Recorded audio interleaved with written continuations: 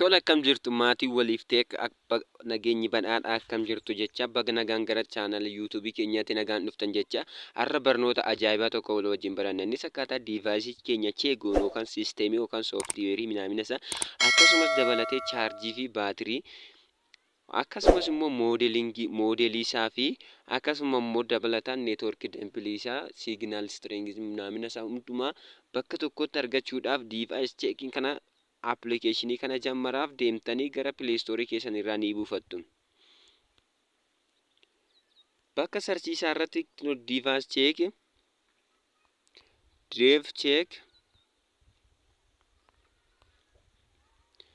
deef cheek haala kanaan deef cheek device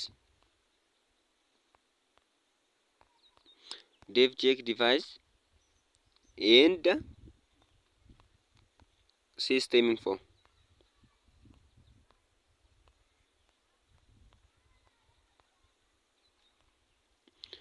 Dev check device and system info tanii search ni gootu.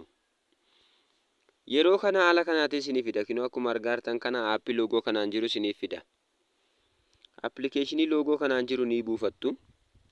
Anama buufadhee waanan jiruuf aappicha keessoo aappicha isinitti agarsiisu.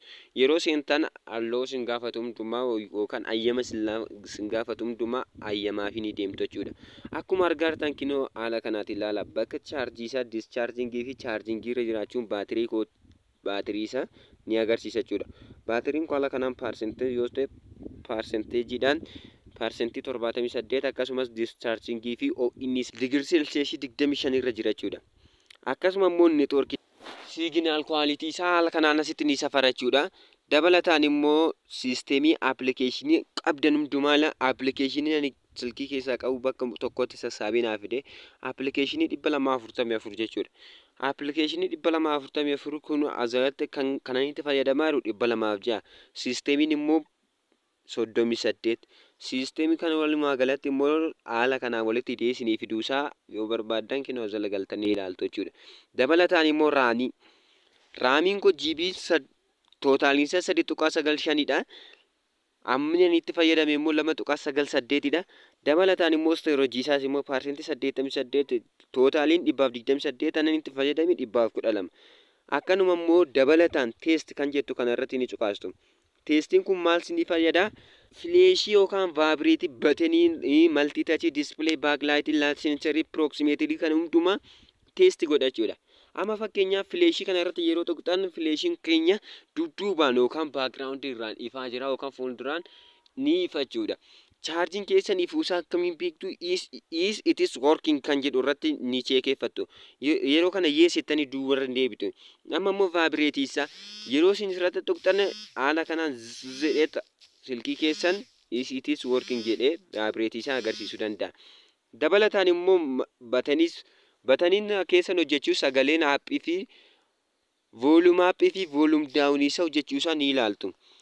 Yeroo kana immoo ammas immoo maltiitachii silkiin keessan yookaan moobaayilli keessan iskiriin seensarii isaa tachiisaa seeraan akka hojjetu dalagaa yeroo lamaaf taaptaam ni gootu. Kinoo yeroo kana haala kanaa isinii fida. Dalagaa jiraachisu haala kanaatiin ni agartu jechuudha. Yeroo biraan immoo diispilee kalarii adda addaa agarsiisuu iskiriinii bilbila keenyaa haala kanaan kinoo jijjiirree ni ilaaluu dandeenya. Appilikeeshinii dhuma diivaayis cheek siisteem infoo kan jedhu jalatti akkasuma baakilaayitiin kinoo haala kanaan ifas itti dabaltanii haala kanaan qannastanis kun dalagaa jiraachuusaas ni cheekeeffattu. Innis working naan jedhee jira. Akkasumas haardweerii silkii keessanii hojjechuusaa dabalataan immoo siisteemii jala galtanii maqaa diivaayisii keessanii teeknoo moobaayilidha teeknoo sparkteensii fi moodelii isaa fi akkasumas immoo Android veershinii fi wantoota information adda addaa jala argachuu ni dandeessu. Dabalataan immoo baatirii kan jedhu. Baatiriinis akkuma garachaan ammaan dura ilaallee turretti haala kanaan na agarsiisee jira jechuudha. Chaarjiin jetoo jira otoo chaarjiirra jiraate chaarjiin jechaadha. dischargingidha. Chargingiin alatti temperature isaa immoo 25 degree celsius dha. Akkasumas teknoolojii isaa fi LG isaa gudiirra jiraachuu fi voltage isaa 3.81 baatirii capacity isaa immoo 5000 akkasumas networkii keessa ilaaluu dandeessu. Dambalii isaa signaalii akkasumas signaalii qulqullina ittiin networkiin keessa fixinnatii isaa yookaan ariitii ittiin networkii keessanis asirratti arguu dandeessu. Moobaayilii Itiyoo Telekoomidha. Dabalataan immoo appilikeeshinoota hundumaa jalatti argachuu ni dandeessu. Kaameraa yoo ta'e baak kaameraa fi front kaameraadha. Baak kaameraan isaa 15.9 meegaapiikselii fi akkasumas immoo front kaameraan kun akkuma argitan kana 8 meegaapiikseliidha. Akkasumas seenseris immoo ilaaluu ni dandeessu. Tole kabajamtootaaf dhaggeeffattoota dhiphina ni qabadhee isiniif dhufee kun isinitti tole yoo ta'e subscribe, like, share gochuun dagatina. Oraa bulaa deeban nagaatti.